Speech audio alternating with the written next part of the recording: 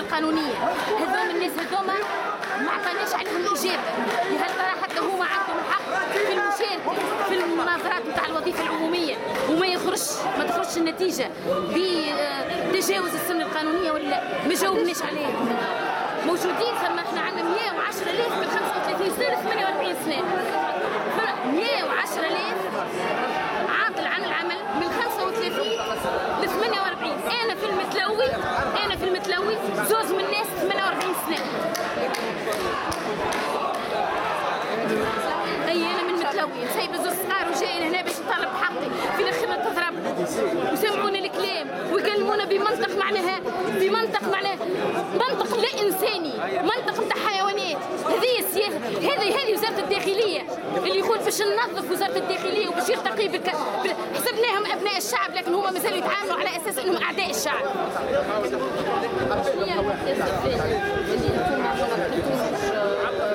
مساله الكفاءه مش عارفين التيست هذاك كيفاش مش ياخذ.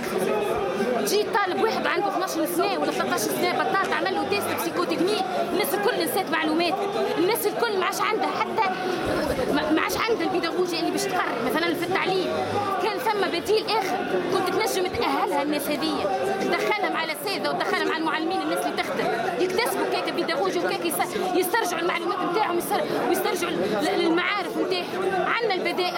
عندنا البدائل وبدائل بسيطه جدا وممكنه، لكن هما يعطيوا فيها